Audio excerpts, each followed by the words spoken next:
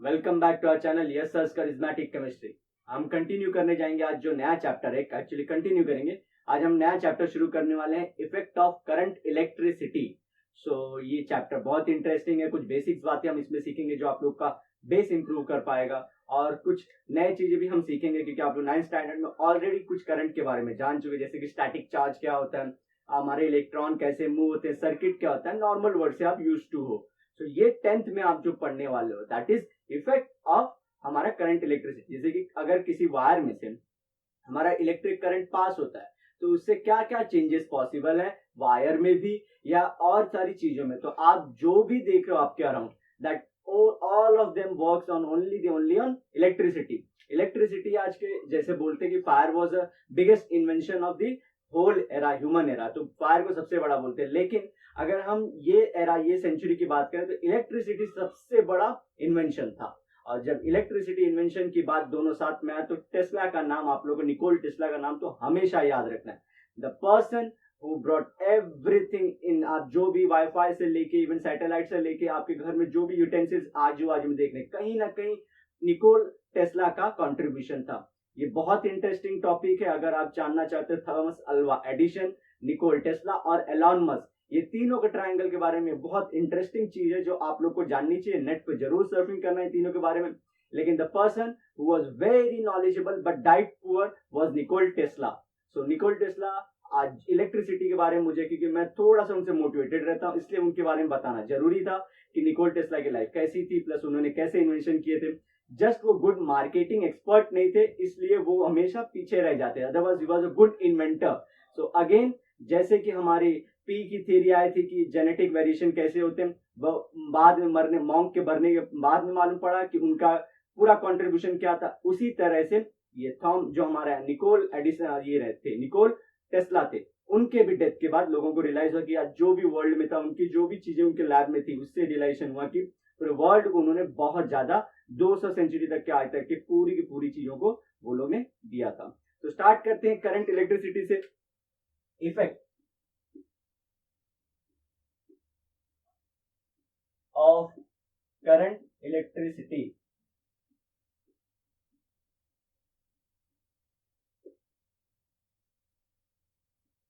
ये ब्यूटीफुल सा टॉपिक है, ठीक है। सो आप लोग बहुत सारा चीज ऑलरेडी जानते हो, मैं थोड़ी थोड़ी चीजें आप लोग को बताते भी जाऊंगा। तो पहला हमारे यहाँ पे जो इफेक्ट आता है वो आता है हीट इफेक्ट। एक होता है हीट इफेक्ट और एक होता है मैग्नेटिक इफेक्ट।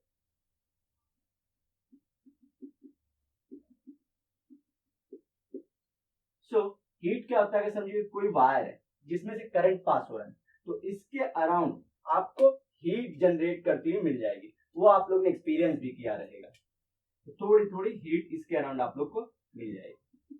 इसे बोलते हैं heat effect of current electricity. Magnetic effect क्या, अब ये समझिए कोई हमारा फिर से एक वायर है, सो इसके अराउंड अगर करंट पास हो रहा है तो मैग्नेटिक फील्ड क्रिएट हो जाती है।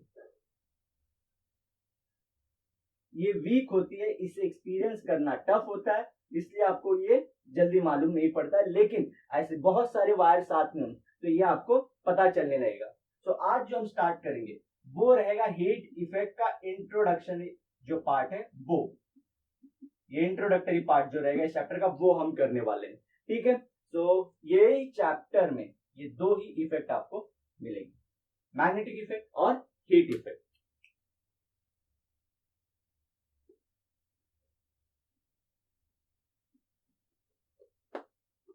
अब मैं सर्किट ड्रॉ करके आप लोगों को थोड़ा सा इसका देता हूं कि प्रोस्पेक्टिव कैसे जाएगा। समझिए, ये कोई बैटरी है यहाँ पे, सेल। तो जो बड़ा होता है उसे प्लस लिखते हैं हम लोग और स्मॉल वाले को माइनस। और सिंगल से, जैसे कि आपके घर में आपने ये देखा रहेगा पेंसिल से, तो प्लस माइनस होता है। तो ऐसे अगर हम लोग और लगा दें तो ये मल्टीपल हो गए। सो प्लस, यहां से फिर प्लस माइनस, फिर प्लस माइनस, तो ये प्लस माइनस प्लस माइनस। तो जनरली ये होता है इसका मतलब, जब आप मल्टीपल टाइम प्लस ऐसे साइन देते हो, तो हमारे पास 3 बैटरी है तो 3 बार plus minus plus minus plus minus. अब सर्किट ड्रॉ करते हैं। यहां पे स्विच की और ये रजिस्टर है। रजिस्टर का मतलब बताता हूँ क्या होता है पूरा।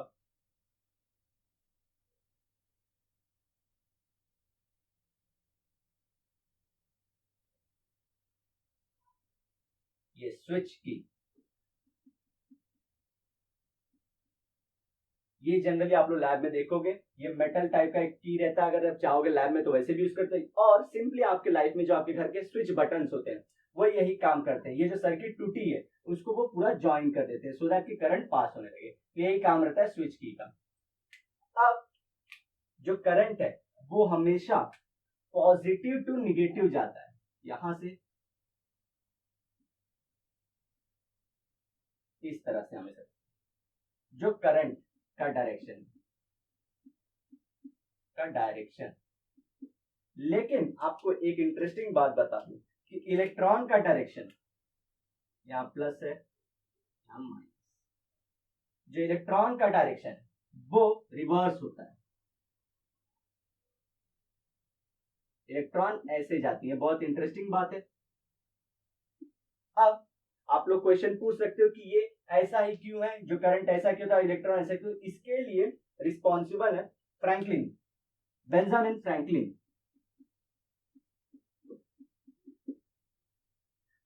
उनकी डिस्कवरी ये सब के पहले उन्होंने क्या किया था, ये सबको साइन कन्वेंशन दे दिया था कि ऐसे ऐसे पूरे हमारी सर्किट पूरी ड्रॉ की जाएगी। तो क्या हुआ, वो उनके ये बोलने का, उन्होंने सिर्फ इलेक्ट्रॉन इनके बहुत देर के बाद का इन्वेंशन है, जो थॉमस जे थॉमसन ने इन्वेंट किया था। लेकिन फ्रैंकलिन ने तब भी सर्किट ड्रॉ कर लिया था, तो उन्होंने बोला कि कन्वेंशन, क्योंकि उन्होंने लिया था प्लस भी चार्ज लिया था माइनस भी चार्ज लिया था, जैसे NaCl टाइप। सो वो वहां से डिसाइड किए कि प्लस टू माइनस हमारा करंट इलेक्ट्रिसिटी का डायरेक्शन होगा और माइनस टू प्लस हमारे इलेक्ट्रॉन का डायरेक्शन होगा। ठीक है, तो वो कन्वेंशन किसकी वजह से, फ्रैंकलिन की वजह से। अब जब 100-150 साल बाद ये जब लोगों को पता चला कि इलेक्ट्रॉन और ये सब बारे में ज्यादा थियरीज आती गई, क्योंकि ये 250-300 साल पहले की बात है जब फ्रैंकलिन थे। सो लोगों को जब पता चला कि ऐसे ऐसी चीजें, इलेक्ट्रॉन ऐसे मूव होते हैं, तो उसके बाद ये साइन कन्वेंशन को चेंज करना बहुत टफ था। ये उसी तरह की बात है जैसे कि अगर हम लेफ्ट टू राइट लिखते हैं, सो अचानक से कल हमारी गवर्नमेंट बोल रही कि आप राइट टू लेफ्ट लिखना शुरू कर दीजिए। सो इसमें कुछ टफ बात नहीं है, लेकिन आपको कंप्यूटर में चेंजेस लाने पड़ेंगे।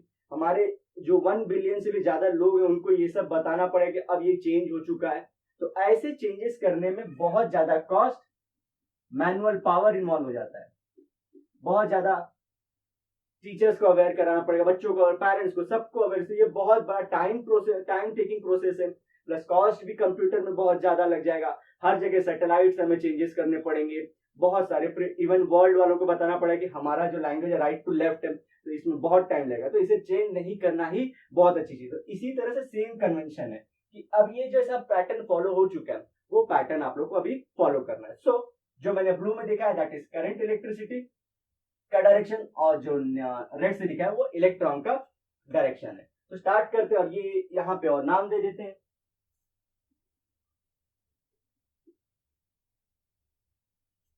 ये क्या है, रजिस्टर।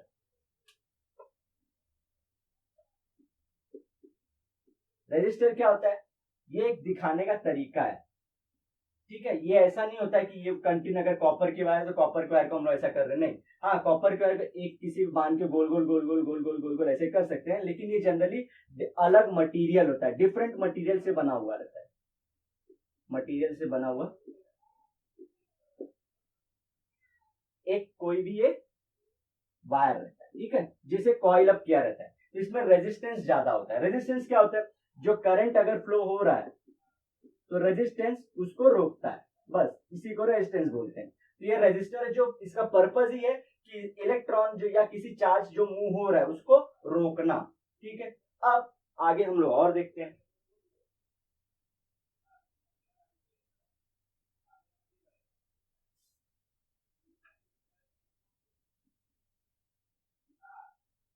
अब समझिए, पूरा हम इलेक्ट्रिसिटी चार्ज हम लोग जो थे पूरा अभी सर्किट को स्टार्ट करते हैं, और ये जो की है, स्विच की ऑन कर दिया हमने। ठीक है, सर्किट कंप्लीट हो गया यहां से। अब क्या होगा, यहां से मैं ध्यान से सुनना, चार्ज, चार्ज मतलब क्या, इलेक्ट्रॉन भी हो सकते हैं और कोई एटॉमिक आयन भी हो सकता है।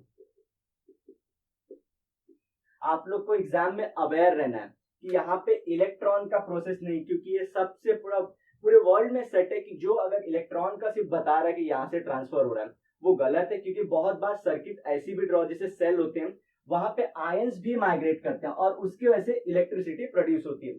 सो आयंस का एटॉमिक आयंस और इलेक्ट्रॉन, तो उसको क्या बोलते हैं, चार्ज आयन।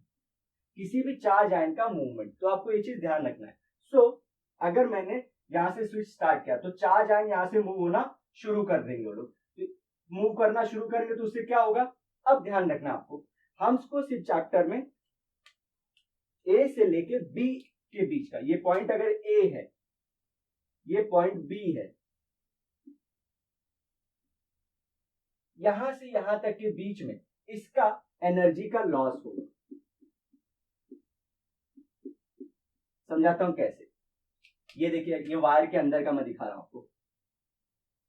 ये कोई रेजिस्टर है जो मैं ग्रीन में दिखा रहा हूं, और ये नॉर्मल मेरा कोई वायर है, उसमें से इलेक्ट्रॉन माइग्रेट कर रहे हैं या कोई भी चार्ज माइग्रेट कर रहा है। इलेक्ट्रॉन ऐसे जा रहे हैं, लेकिन कोई आयन ऐसे भी जाएगा अगर स्ट्रक्चर में है तो। ये समझिए मूव कर रहा है, तो यहां से आया और यहां पे बहुत सारे ऐसे रेजिस्टेंस मॉलिक्यूल प्रेजेंट है।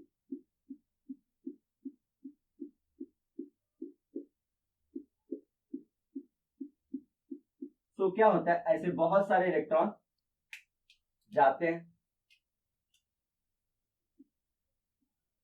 या कोई भी आयन बोल सकते हैं, और वो जाके हिट कर देते हैं इसको, और इसको हिट करने से क्या होता है, इसमें हीट एनर्जी प्रोड्यूस होती है। हीट एनर्जी प्रोड्यूस होती है, हीट एनर्जी। कुछ कुछ चले जाएंगे, यहां से कंटिन्यू कर देंगे वो लोग को कुछ दिक्कत नहीं, और बहुत सारे यहाँ पे वो लोग इसको अटैक करेंगे, और अटैक की वजह से क्या होगा, उसके अंदर हीट एनर्जी प्रोड्यूस होगी। ठीक है। सो अब आपको पता चल गया है कि यहाँ पे कुछ ग्लोइंग दिखना शुरू हो जाए। अगर बहुत ज्यादा रेजिस्टेंस तो ग्लो होना शुरू कर रहे हैं, क्योंकि आप लोग जैसे देखे हो कि रेड ग्लो हो जाता है अगर कोई चीज हीट होना शुरू होती है, तो ये ग्लो करना शुरू कर देगा। अब आप लोगों के दिमाग में क्वेश्चन आएगा कि आप लोगों ने पढ़ा है energy can neither be created nor be destroyed, तो ये एनर्जी आई कहां से? तो उसका आंसर है ये सेल जो है आपका, इसने एनर्जी दी किसको? चार्ज को, चार्ज क्यू को। ठीक है, चार्ज क्यू को चार्ज से हम लोग बताते हैं, कभी भी चार्ज को क्यू से, इलेक्ट्रॉन को ई से, और आयंस को हम लोग जनरली जैसा भी आयन है उसके स्ट्रक्चर से लिखते हैं, एटॉमिक रिप्रेजेंटेशन से। सो क्यू को एनर्जी किसने दिया? बैटरी ने दिया। अब बैटरी के एनर्जी मिलने की वजह से इसके अंदर पोटेंशियल, ध्यान से सुनिए आप लोग कि इसके अंदर कौन सी एनर्जी थी? Potential energy. जब मूवमेंट ना हो तो पोटेंशियल एनर्जी, उसके अंदर पोटेंशियल, इसने एनर्जी किसको दी? क्यू को। तो क्यू क्या करने लगा? काइनेटिक एनर्जी में मूवमेंट करना शुरू कर दिया। अब वो काइनेटिक एनर्जी परफॉर्म कर रहा था, वो जाके हिट हो गया किसको? रेजिस्टेंस मॉलिक्यूल के, उसके वजह से एनर्जी किसमें कन्वर्ट हो गई? हीट में। तो देखें, potential energy, kinetic energy, heat energy, तो एनर्जी का सिर्फ कन्वर्जन हो रहा है। तो आपको पता है कि एनर्जी कन्वर्ट कर सकते हैं हम लोग एक फॉर्म से दूसरे फॉर्म में। अब ये थोड़ा सा हम लोग बोलते हैं ना कि समझ रहे, जैसे रेजिस्टेंस इस वायर के अंदर भी होता है। अगर यहां से समझिए 10 एनर्जी दे रहे हैं, तो यहाँ पे जाते जाते अगर ये रेजिस्टेंस ना भी रहे तो यहाँ तक 10 नहीं पहुंचेगा, कभी भी नहीं, क्योंकि इस वायर के अंदर भी रेजिस्टेंस होता है, तो थोड़ा तो लॉस होता ही है। लेकिन रेजिस्टर लगाने से ये लॉस ज्यादा होगा। यहां से 10 की एनर्जी दे रहा है तो यहाँ पे 5 ही पहुंचेगा, और बाकी 5 क्या हुआ? वहां से वो हीट एनर्जी में समझे 4 गया, और 1 इस वायर के अंदर जाएगा। ये मैं करेक्ट सिनारियो आपको बता रहा हूं, ना कि हाइपोथेटिकल, क्योंकि आप बोलेंगे कि 5 यहाँ पे नुकसान का मतलब गलत है, मतलब ये वायर में कुछ भी ऐसा नुकसान हुआ, ऐसा तो नहीं है। ये बात आपको ध्यान रखना है। अब जो आपके चैप्टर में आपको यही एनर्जी कैलकुलेट करनी है कि ये हीट एनर्जी कितनी है।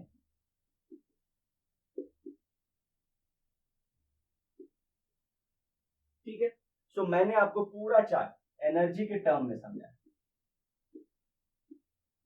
कि एनर्जी का ट्रांसफर कैसे कैसे कैसे हो रहा है।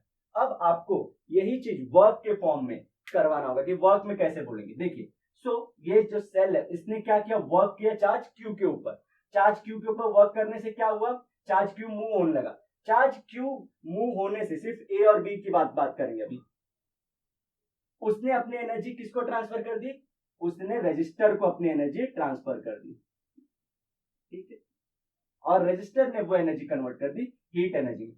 सो वर्क और एनर्जी में आपको कंफ्यूज नहीं होना है, क्योंकि work is a form of energy only, ये फॉर्म ऑफ एनर्जी ही है,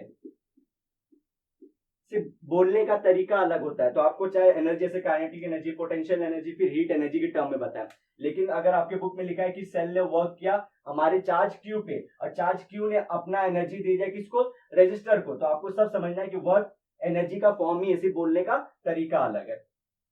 अब आपको जो फॉर्मूला है वो दिया गया है वर्क का, VAB दैट इनटू क्यू, ये वर्क है और एनर्जी बोल सकते हैं, पोटेंशियल एनर्जी, ये ध्यान रखना। VAB क्यों, क्योंकि पूरे जगह तो वोल्ट है, लेकिन हम बात किसके कर रहे हैं, वोल्ट जो ए पे है और वोल्ट जो बी पे है। अच्छा, अब मैं हम लोग वोल्ट की बात क्यों की, यहाँ पे एनर्जी निकालना है, तो सिंपल सी बात है, ये एनर्जी कैलकुलेट करना है तो हम तो मेजर कर नहीं सकते, तो वोल्ट एक हम लोग को हेल्प करता है कि यहाँ पे समझिए वोल्ट VA है और यहाँ पे VB है, तो दोनों के बीच में जो डिफरेंस आया होगा VA minus VB delta V, और VAB भी लिख सकते हैं, दोनों के बीच का डिफरेंस वोल्ट का, और उसमें कितने चार्ज मूव हुए, कितने चार्ज मूव हुए, ऐसे क्यू बहुत सारे हैं, एक चार्ज को 1 क्यू, ऐसे बहुत सारे चार्ज मूव हुए, तो कितने सारे चार्ज मूव हुए इस दो वोल्ट पॉइंट के बीच में, वो मुझे दे देगा वर्क और पोटेंशियल एनर्जी। तो आपको ये बात ध्यान रखना है, ठीक है। अब चलते हैं हम लोग नेक्स्ट डेरिवेशन तरफ, आपको ये फॉर्मूला मिल चुका है।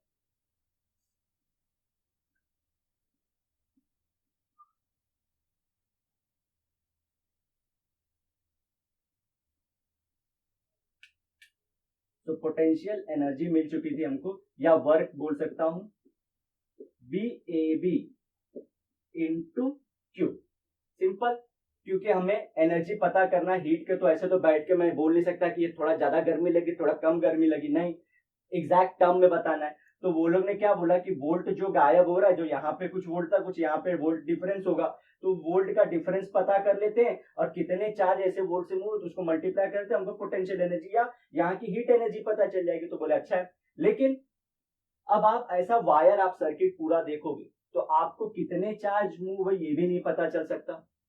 तो नेक्स्ट क्या किए, इसको T से डिवाइड कर दिए, T से। अब जो एनर्जी अपॉन टाइम होता है पावर, और Q बाई T होता है I, आपको पावर का फॉर्मूला मिल गया। सिंपल, करंट तो हम लोग मेजर कर सकते हैं, क्यों, अमीटर लगा दे तो अमीटर, और वोल्ट मीटर के थ्रू वोल्टेज पता कर सकते हैं, ये इंस्ट्रूमेंट तो हमारे पास है। सो आपको दो चीज मिली, एक तो पहले ध्यान रखना है यहाँ पे से कि एग्जाम में आपको पूछ सकते हैं आई इक्वल टू क्या होता है, Q बाय T। अब पावर, पावर क्या होता है, energy, second power equal to energy upon time. अब कोई इंसान बहुत ज्यादा काम सिर्फ कम समय में तो कर देता, तो हम लोग नहीं बोलते कि उसके पास पावर बहुत ज्यादा है, और कोई इंसान 150 किलो का पत्थर उठाए तो उसकी एनर्जी बोलते हैं बहुत ज्यादा है। तो आप देखिए ये फॉर्मूला उसी से रिलेटेड है। So energy upon time equals to power, ये आपका हो गया। अब नेक्स्ट, अभी तो पावर पता चला, अभी भी हमें हीट पता नहीं चला है। अब हीट के लिए आपको आना पड़ेगा, ये फर्स्ट हो गया हमारा हीट। अच्छा, अब क्या ये कंटिन्यूअस टाइम तक चल सकता है क्या, हमेशा इंडेफिनिट या इनफाइनाइट टाइम तक ये चालू हो सकता है क्या पूरा सर्किट, नहीं, ये पर्टिकुलर टाइम तक ही चल सकता है कि जब तक ये सेल एनर्जी देता रहे। जब तक ये सेल एनर्जी देगा तब तक ये सर्किट चलता रहेगा। तो कुछ टाइम के लिए, मतलब लिमिटेशन होती है एनर्जी की ना, ये सेल की कितनी है, तो कुछ टाइम के लिए। तो हीट क्या हो जाता है, जो जितनी हीट निकलेगी वो डिपेंड करेगी कितने टाइम के लिए ये सर्किट ऑन था। तो पावर इंटू टी हो जाता है हीट। ये आपके बुक में थोड़ा भी एक्सप्लेन नहीं किया गया, आपको एक टर्म के बाद एक टर्म लाके दे दिया गया है, ठीक है, आपको सीधा रट्टा मारने के लिए बोला गया, लेकिन हम ये टर्म आपको एक्सप्लेन कर रहे हैं कि यहाँ पे टी क्यों लिखा गया, क्योंकि ये सेल की लिमिटेशन है कि कितने टाइम तक ऑन रहेगा। या तो आप बोल सकते हो कि ये सिर्फ 5 सेकंड के लिए चला है, तो 5 सेकंड के लिए तो उतनी ही हीट निकलेगी। 50 मिनट के लिए चला है तो और ज्यादा हीट निकलेगी। तो टाइम पे डिपेंडेंट है वो। अब प्लस पावर कितना है वो सेल का। तो दो चीज के ऊपर डिपेंड करता है कि हीट कितना है। पहला क्या, ये सेल का पावर कितना है, और सेकंड चीज कितने टाइम के लिए इसे चलाया गया है, तो उससे मालूम पड़ेगी हीट। अब पावर का यहां से निकाल लीजिए, B A B I into T, heat का फॉर्मूला आ गया। अब आप इसको निकाल सकते हो कि नहीं,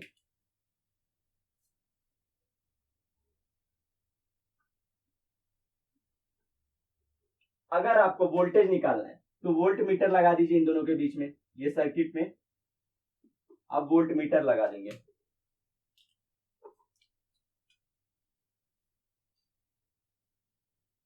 ये दोनों के बीच में वोल्ट मीटर लगा देंगे। तो अब दो कंडीशन आती है, यहां से देखिए, फर्स्ट कंडीशन, दो से लीजिए। फर्स्ट कंडीशन क्या किया मैंने, वोल्ट मीटर है तो मुझे आई हटाना पड़ेगा, सो हीट इक्वल्स टू, लिख लेते हैं first condition, heat equals to V A B I और इंटू टी। ओम्स लॉ आप लोग ने पढ़ा है, R equals to V upon I. So मुझे वोल्ट मीटर लगाया हो तो मुझे वोल्टेज पता चल जाएगा। सो वी इक्वल्स टू यहां से क्या हो जाएगा, आई आर, सब्सटीट्यूट कर दीजिए इसे, heat equals to V A B into V A B, नहीं तो यहां से मुझे आई निकालना है, आई को रिप्लेस करना है ना, v upon R. So V A B upon R into T, so V square A B upon R into T. So ये v के टर्म में आ गया। अगर आपने वोल्ट मीटर लगाया, अगर आपने अमीटर लगाया ऐसे, तो वोल्ट मीटर हटा के यहाँ पे अमीटर लगा देंगे, प्लस माइनस प्लस माइनस। सो मतलब क्या, अमीटर से मुझे करंट पता चलेगा। तो मैं सेकेंड केस ले लेता हूं अभी, सेकेंड कंडीशन, फिर से heat equals to V A B I into T. So मुझे यहां से ओम्स लॉ फिर से लगाना, R equals to V upon I, इस बार मुझे v को हटाना है। सो v इक्वल्स टू यहां से क्या हो जाएगा, I R. So heat equals to I R into T, I square R T.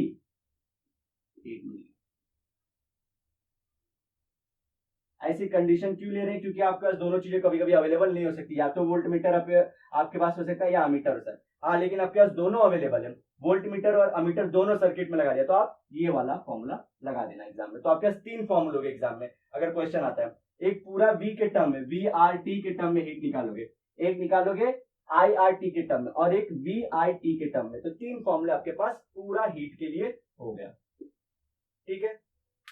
तो यहां से आपका पूरा का पूरा जितना हो सकता था हमने वो चीज कवर किया। अब आपको नेक्स्ट जो क्या पूछते हैं, हीट के अलावा यूनिट पूछते हैं पावर का, कि पावर का यूनिट निकाल के दिखाइए। तो उसके लिए एक्सप्रेशन है सेम, यहीं से शुरू कर देंगे, यही फॉर्मूला उठा लेंगे।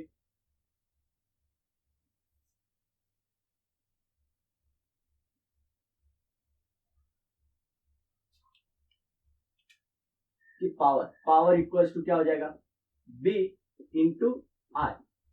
अब V का जो फॉर्मूला होता है वो रहता है जूल अपॉन कूलम। क्या होता है, जूल अपॉन कूलम, मतलब क्या, एक चार्ज को पहुंचाने में लगी energy, so that is joule upon coulomb. और आई क्या होता है हमारा, number of charge in 1 second, so charge upon second, ठीक है। चार्ज को किससे हम लोग दिखाते हैं, कूलम से, ये ध्यान रखिए। Cancel C cancel, J joule upon S, and joule per second को वॉट लिख दिया, हटा दिया, ठीक है, ये याद रखना आपको। तो पावर का यूनिट है वॉट और जूल पर सेकेंड, दोनों याद रखना आपको, ठीक है।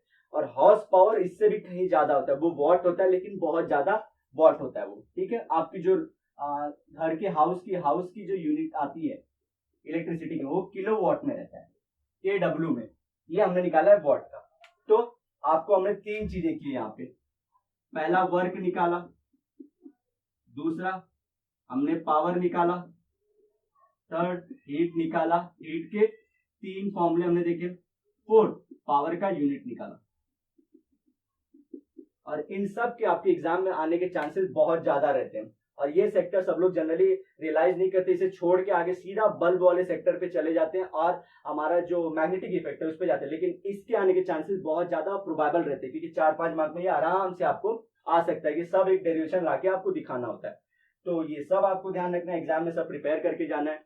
और ये सब का मतलब मीनिंग भी बताते गया हूँ कि वोल्टेज का मतलब क्या होता है, करंट का मतलब क्या होना चाहिए, पावर का मतलब क्या होता है, हीट कहाँ पे रिलीज हो रही है, ये सब आपको बहुत डिटेल में बताया हमने, ताकि आपको पूरा एग्जाम तक याद रहे। कॉन्सेप्ट रट के जाओगे तो आपको हमेशा या 2 महीने या 3 महीने भूल जाओगे, लेकिन जैसे कि रटना नहीं होता है, अगर समझ के जाओगे तो ये आपको लॉन्ग टाइम तक याद रहता है। सो इसी के साथ हम लोग नेक्स्ट टाइम अब मिलेंगे, थोड़ा सा हीट इफेक्ट पे डिपेंडेंट और चीजें, इसके एप्लीकेशन पढ़ेंगे, जो ये हीट निकलता है उसका एप्लीकेशन क्या क्या हो सकता है वो हम लोग देखेंगे, और उसके बाद मैग्नेटिक इफेक्ट हम लोग कंटिन्यू कर देंगे। तब तक के लिए bye and have a best day of your life.